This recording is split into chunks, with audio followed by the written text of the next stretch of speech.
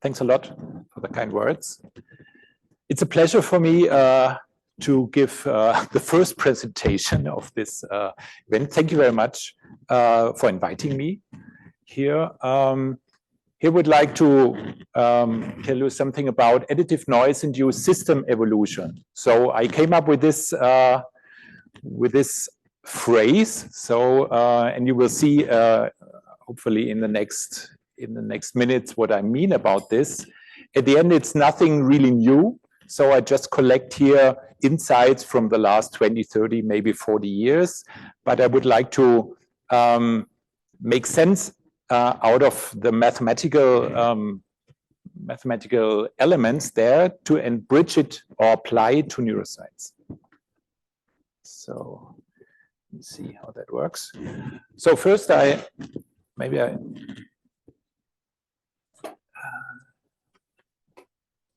yeah, so, slideshow maybe. Okay, thanks. So why noise? Yeah, well, one could talk about that for an hour or 2 hours alone. But I just motivate that briefly. Then I will show you some ideas close to stability threshold and far from stability threshold. That's quite important distinction. You will see why. And on neuromodulation.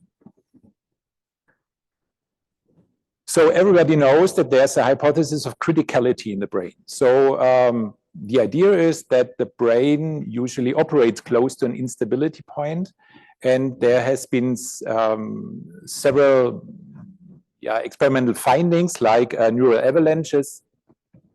And here I show you the probability of these avalanches of the sides, and you see a black curve here that has a certain slope in this plot here, and this slope is minus 1.5.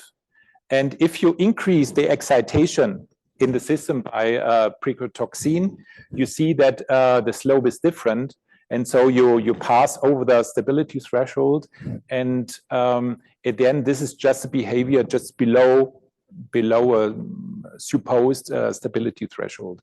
So this means that neural avalanches here, that was one of the indications that neural avalanches might play a role, or criticality.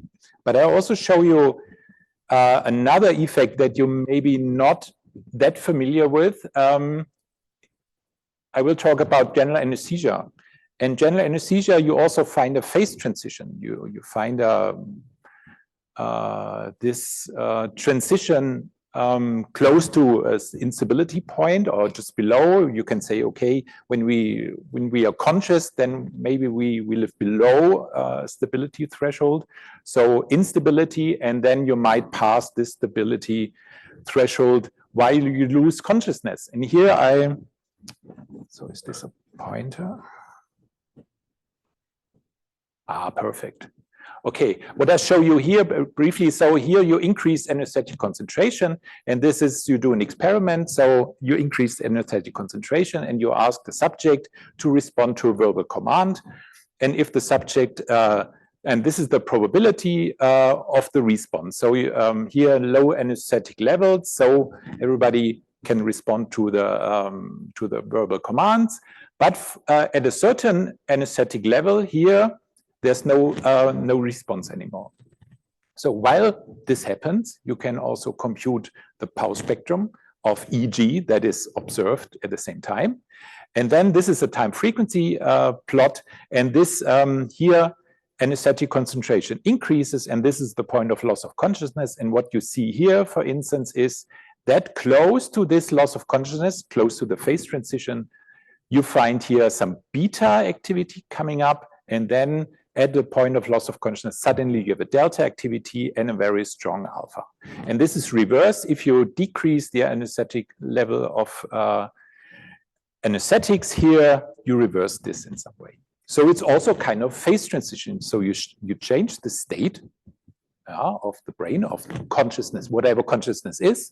So, but here it's defined as the ability to respond to external commands. So, but taking a look at this, you can ask, oh wow, how does it work? So how do anesthetics modify the neural structure? And so at the end, when you think about it, well, it's a molecule. So anesthetics are molecules, they enter the brain, and they affect maybe synapses and neuronal properties. And this also happens on a microscopic scale. In addition, and this is the point I want to make here, is that anesthetics also decrease the excitation in the brain. And this happens in the brainstem primarily. So you can say, okay, that's a hypothesis, or that's a, let's say, experimental finding, but it's in my hypothesis, this plays a large role in this context, is that anesthetics decrease the excitation in the brain, because the ARAS, the ascending reticular arousal system, excites the brain. And if you decrease the activity, the excitation of the brain, you change the endogenous activity. So in the major anesthetic targets are thalamus, cortex, hypothalamus, and basal ganglia. And so the idea is, well, maybe this noise level, internal noise level in the brain, plays an important role. So the major idea of this phase transition is that the brain is subject to internal noise, whatever noise is. So and the idea is, so the ARAS stimulates the brain, and the stimulating activity is unknown. There are very, very few studies on the ARAS activity. And so for simplicity, because I like to do some theory, I say, oh, it's just white noise. Because I do not know anything about it, let's say it's noise. And for simplicity, it's white. And the noise level, that's the hypothesis, and the noise level impacts the stability. Okay, but if noise level impacts the stability, we need some theory that explains that. And this is here a study that only works close to stability threshold. So I show you briefly the major points. Let us assume that you have a general spatial system.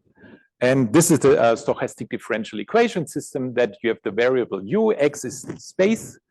You have here a nonlinear and general nonlinear function, and this is the noise. This is the noise process here, for instance, Wiener process or something like this. So at the end, in general, you can say, okay, this is a term with a local interaction, a non-local interaction, to formulate it in a general way. So that's a spatial convolution with a kernel K.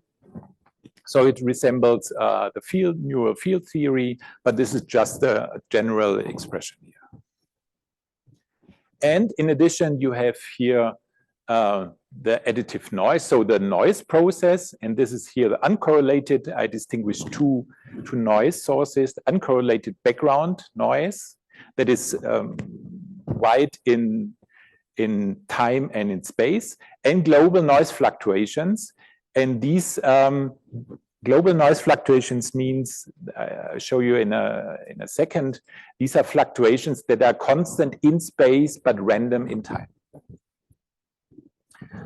So, and then I take this equation and I simulate it. So in this case, I considered Swift-Hohenberg equations. So the idea behind here is the insight, and I do not go into detail here, but this kind of formulation with the integral is a general form for a large number of families of PDEs.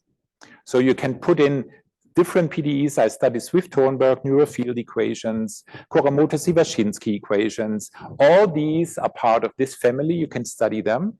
And this is why I do not give the details here, just say, well, in this case, it's a Swift-Hohenberg equation. But the effect, the major effect, is the following. If you have just background fluctuation, so random in space and time, you have, let's say, for these parameters, a Turing bifurcation. You see the stripes, so this is space, this is time. You see the stripes here, Turing, regular patterns. But now I add global fluctuations. So these fluctuations are random in time, but constant in space, and you destroy these stripes. And the question is, why? How does this work? Is it possible that an additive noise destroys this instability here? So the finding is the additive global noise destroys instability patterns. And this has been shown, we published that in some papers. and I give you the major points here. What we did, so we took a Fourier mode decomposition, then projected the activity on these Fourier modes, and then and chose here the external noise to this Wiener process. W is the Wiener process. You see it's spatially constant but random in time. And then you project on these modes. You see the eigenspectrum, and here you see there's the KC. This is the Turing case. Yeah, so you have the critical modes here with a certain K not equal to 0. And here, so at the end, I consider here two kinds of modes. So here it's the critical mode, so the stripe mode, and the constant mode, the U0, because K equal to 0 means constant mode. And then you project on that, you get these differential equations. I do not go into detail, but what you see here is the following structure. Since the noise is only happens in one mode here, it's stochastic, only this constant mode is stochastic, but the critical mode is not stochastic. So you have a critical slow time scale and a slaved mode that has a fast time scale. And in this situation, well, it's important to realize that U0, so this slaved mode, follows the dynamics of UC, the critical mode, but U0 also determines the dynamics of UC. So it's a circular causality. So at the end, you apply stochastic center manifold theorem here. So that's the formulation. And the assumption is that U0 follows the dynamics of UC because of this timescale separation. So it's just application. So it's a normal center manifold theory, but with noise. So you just add here a random term. And at the end, what you get, you do this, and then you get the UC, these two equations. This is you see here, it's an Ornstein-Uhlenbeck process. C0 is noise, so W is the noise process. But you see there's a term here, C0 squared. So this is a noise term squared. And at the end, this term is responsible that this additive noise shifts the bifurcation. So the additive noise shifts the bifurcation, and loosely speaking, the additive noise becomes multiplicative noise through the backdoor, through a coupling of the different modes here. Of these modes. So at the end, what is going on? What is the fundamental mechanism? So we have two modes, UC and U0, and U0 is noisy. So, and do a formal integration of this here, you get such a term, but you get also this noise term. And when you square the U0, because U0 occurs here, squared, when you square this, you have something this squared, but you have also this term, and this is not 0. So this means that's quite a natural mechanism that you have a nonlinear interaction of modes. One is stochastic, and then they couple in, so the bifurcation point shifts. And this is, I point this out because this can happen in all systems that have this mode structure. And typically when you project two modes and when you have a stochastic noise, typically this is neglected, this effect is neglected. And there's a shift, typically there's a shift of the bifurcation point. So the additive noise effect occurs when this nonlinear, when this coupling here has even order, you can imagine. But if it's uneven order, let's say here, you also have that U0 here, U0, so this is just noise. It does not, there's no effect. So you can show this mathematically by applying a Fokker-Planck equation and things like this, but at the end, that's the logic. So if you have the right order of the coupling, you see this effect. If you have an uneven order, you don't see it. Okay, so the fundamental mechanism here is that you have two coupled modes and they couple in, and then you get an effective critical mode modified by additive noise. And these are the corresponding modes. So additive noise in modes yields multiplicative noise by nonlinear coupling. And this I called additive noise-induced system evolution, because it's the additive noise that at the end determines or changes, modifies the system stability and spectral properties of your system. So, and this can also be done by delayed systems. So Jeremy Lefebvre and I, we had some fun for several years to do the same for delayed systems. We learned a lot. It's much work to do it, but at the end, it's the same logic. But you can show mathematically that it also works for delayed systems. So, but this only works when you're close to the stability point, because center manifold theory, and if you want to extend from that, you have to take into account higher orders. This really becomes really complicated. And so we stopped doing this. But we thought, okay, it's a general mechanism. Maybe this also works in other high-dimensional systems like networks. And so here I show you some work that we did on random networks driven by additive noise. So the idea is that at the end, we have in this model, we have an excitatory area, inhibitory area. They act on each other, and both areas are driven by additive noise. So these are the equations. So resolution is a bit weird. But so these are the equations. So this is temporal operator. This is S is a sigmoid. These are matrices. F and M are random matrices with random entries. So this is E is a constant vector, and Xi is uncorrelated noise.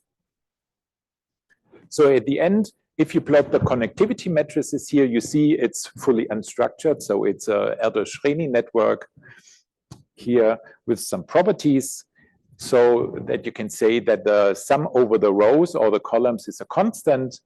That's the assumption here. You have a certain connection strength that is scaled with n, like this. And at the end, well, what did we do before? We had, with our stationary state, so we identified eigenmodes.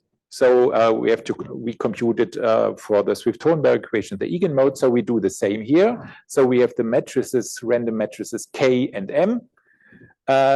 We identified the eigenspectrum, and this is the eigenspectrum of these Erdős-Rényi networks of the connectivity matrices. And what you see here is it had one single eigenvalue that is very large, and the rest, so that's the so-called edge spectrum, and the bulk spectrum here is close to zero.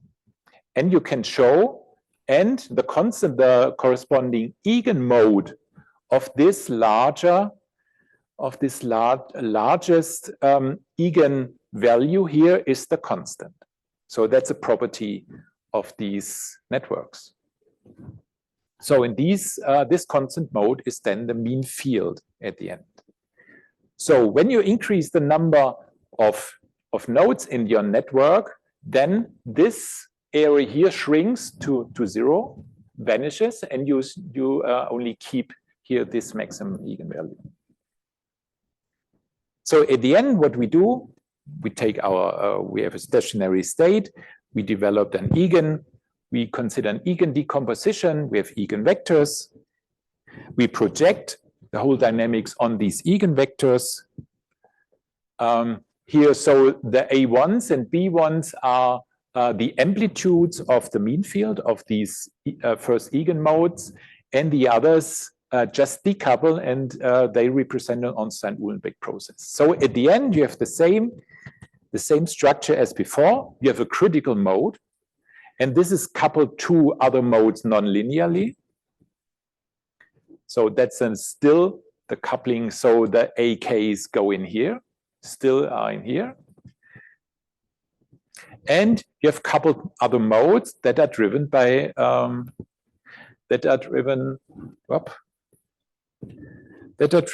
noise. So we can expect, okay, there's an additive noise effect.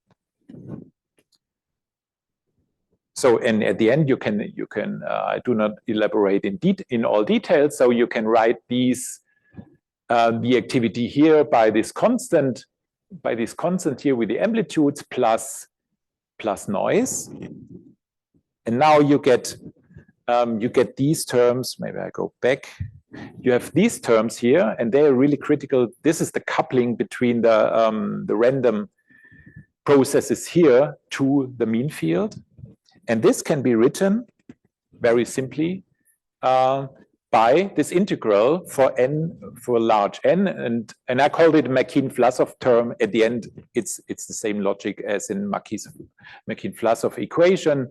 So you get this coupling here of the mean field dependent on the distribution of the noise distribution of the additive noise that you put in. And so that's an integral. And how does this function look like? Well, if your noise is distributed with this, like a Gaussian distribution, then your G is just the integral you see, and it's here this sigmoid. So at the end, you can see that the additive noise, the strength of the additive noise, defines the shape of the nonlinearity. And you can see at the end, what you get are mean field equations with the G's here, and these G's look like this. So this is a sigmoid function, but the D1 is here. This is the variance of your additive noise. So your additive noise changed the shape of the nonlinear interaction, and yeah, tunes the stability, tunes the spectral properties. Yeah. So these are simulations here.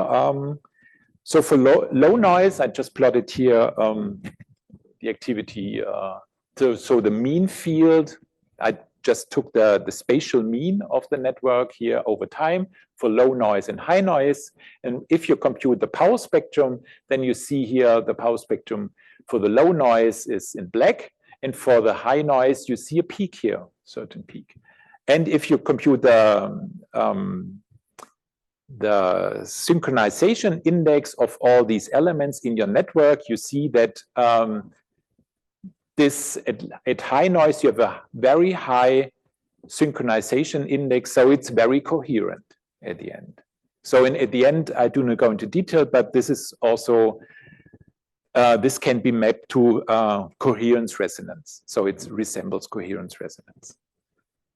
So at the end, but that's the major question. What is really going on there when you go from here to here?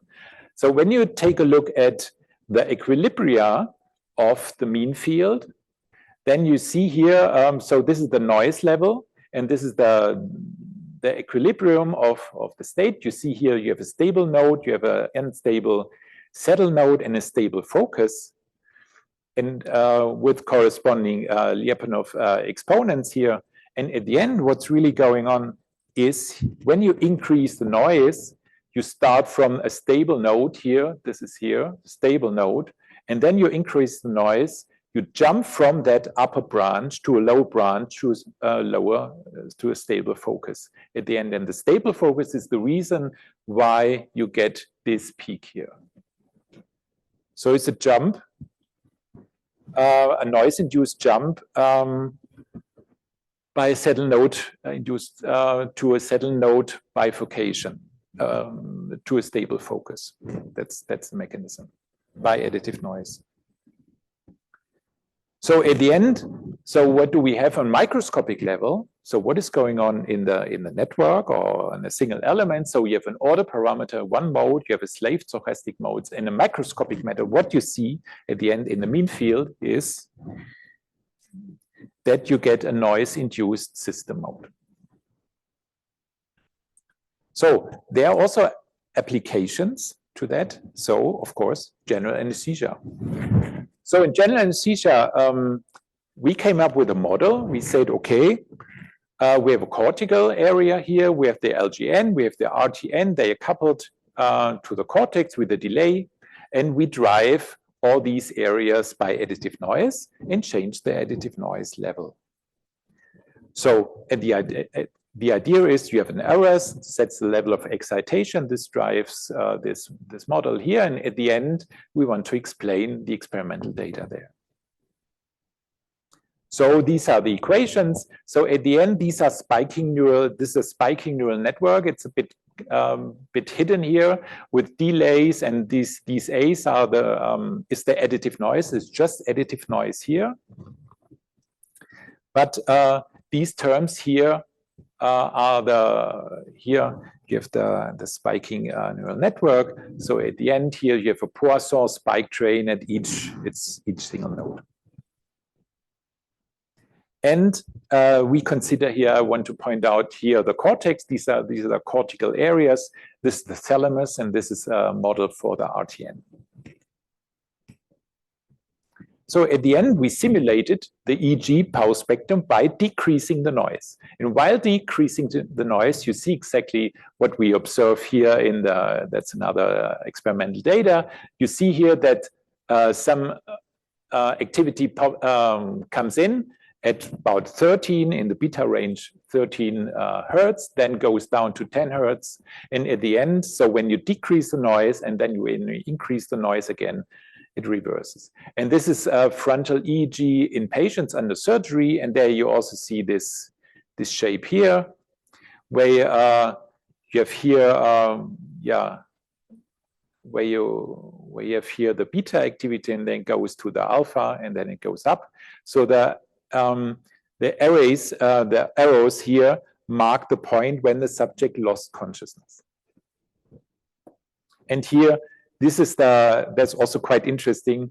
So this is these are the concentrations of the different anesthetics that were applied here. I plot this. I like to plot these because you see it's really complicated. So you really cannot take that into account into your model because it's too complicated. So you have here fentanyl, you have propofol and isoflurane. I think also the subject got isoflurane. And the difficult thing is that these anesthetics interact with each other. And you do not know where they're happening, where they affect. They have different concentration sites. So it's just crazy. For modeler, it's just crazy to model this. And this is why I like this model very much, because it just says noise. Just you increase the level of noise in the brain. And this immediately explains this shape here. So, and these are also simulations in the cortical activity and in the relay cells. So at a low anesthetic concentration, you have poor activity in the relay cells, and high anesthetic concentrations, so low noise levels, you have this burst activity here.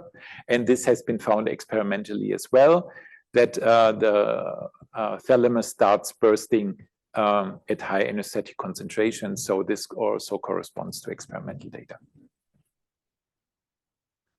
So the additive noise here induces rhythms in spiking networks. And to reduce this to a mean field model, so we came up with this effective noise model where these FEs here depend on the additive noise level.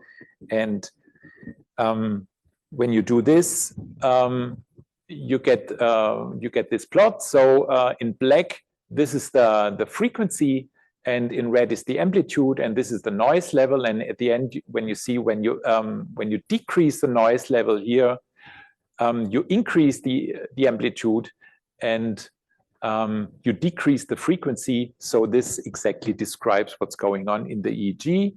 So yeah, that you induce here an alpha activity, and this is a Hopf bifurcation here.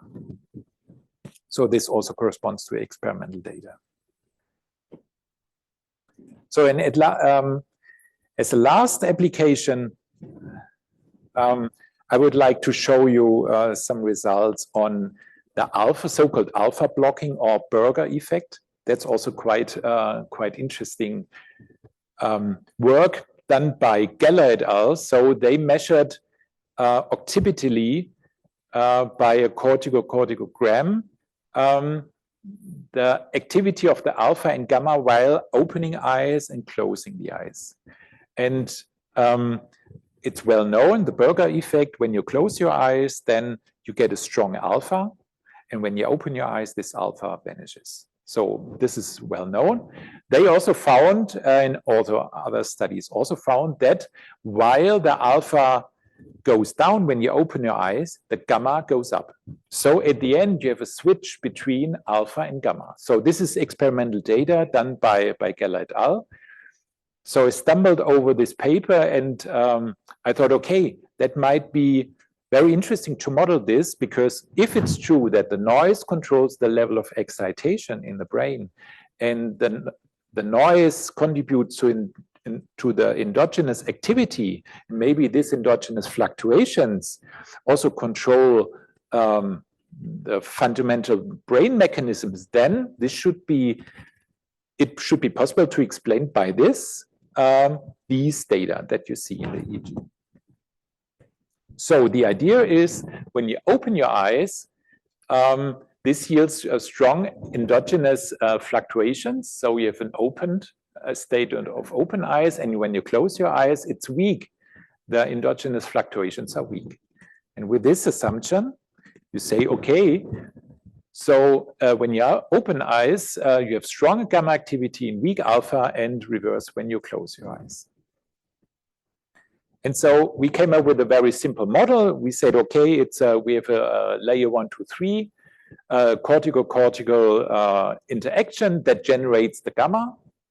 And we have a layer 4 and layer 5 and 6 that receives thalamic input. We have a feedback loop here for simplicity. And the layer 1, 2, 3 gets brainstem, it's known, it gets brainstem input. So you have some noisy input here. And at the end, we took our model, our gamma model here, and then this is the alpha model. So this generates the alpha, this generates the gamma. The two are connected to each other. And to give you some ideas, what I show you here. So there's uncorrelated noise here, uncorrelated noise, of course. The systems are driven by noise. And you have also these nonlinear interactions, and these nonlinear interactions are, of course, as I showed you, because these are neural populations, is driven by noise. It's this multiplicative effect of noise, and this sigma here, this is the noise variance. This changes from errors. This changes with opening eyes and closed eyes. So you change the internal noise level by opening eyes and closing eyes. And at the end, we simulated that and found here that at the end, this gamma change of gamma can be explained by a coherence resonance when you open eyes and close eyes. And the alpha can be explained by quasi-cycles where you move close to these Hopf bifurcations or move away, but it's always stable, but you just move in the direction. But here the gamma really performs a jump between two different states. So it's coherence resonance. So at the end, you can say that the endogenous noise tunes the neural rhythms, what you can observe here in the data. And when you simulate the alpha and gamma rhythms here in the power in the different bands, there you see that this resembles quite well for the different stages, the alpha and the gamma changes. So and this is just the noise effect, but then Jeremy Lefebvre and we thought, okay, it would be really interesting to not consider only noise, but also maybe periodic signals, because we are both interested in neurostimulation. So what we said is, okay, let's assume we have an external input, and this input is now positive pulses, let's say here with 50 hertz or negative pulses. And then we applied this, the whole idea. So of course it's a bit different, but I do not go into detail here. But what we found is that if you have, when you have no stimulation, you have a 10 hertz oscillator. And then in the simulations, we've seen that positive pulses increase the endogenous activity, so the frequency here to 12 Hertz, it increases. But when you apply negative pulses, then you decrease here the activity. So this is also additive, yeah? So you add positive pulses, and here you add negative pulses, and you change the eigen at the end, the frequency of the system. So here again, you change the state, the stability of your state, you change the spectral properties of your state. And this, we have applied this to several other systems. And yeah, recently we had the idea that we can apply, that we can also explain phase amplitude coupling that is found typically in different areas of the brain, like in the thalamus, where you have maybe a theta phase coupling to a gamma frequency coupling.